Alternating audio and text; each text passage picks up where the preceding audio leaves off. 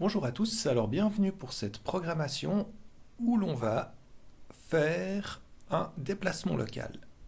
Je vais me rendre dans un premier temps dans mes blueprints, dans mon acteur blueprint que j'ai créé la dernière fois. On se retrouve dans la fenêtre suivante, donc dans l'Event Graph.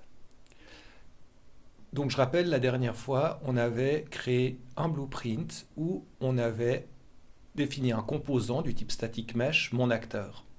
Alors, pour petit rappel, c'était une static mesh du type ShapeCube. On peut vite venir voir dans le viewport où on voit notre cube. Retournons dans l'Event Graph. C'est là où se déroule la principale programmation. Et je vais commencer par supprimer les deux premiers blocs. Donc je les sélectionne et j'appuie sur Delete. On va se rendre dans l'Event Tick. Donc l'événement tick, donc c'est à chaque seconde du jeu. Alors, pas tout à fait vrai, mais je vous expliquerai plus en détail.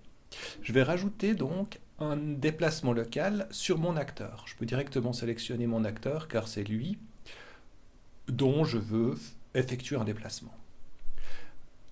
La seule chose à définir, c'est le delta location. Donc je clique droite, j'appuie sur Split Structure, donc ça me permet d'accéder à chacun des trois directions, des trois vecteurs, et je sélectionne le delta location. Je fais un promote to variable, ce qui va me permettre en fait de, on le verra par la suite, définir dans l'éditeur la hauteur sur z que je désire lui donner. Alors je l'appelle dans le nom de la variable hauteur désirée. Et une fois que ça c'est fait, je vais la rendre publique. C'est sur la gauche, c'est le petit œil ici.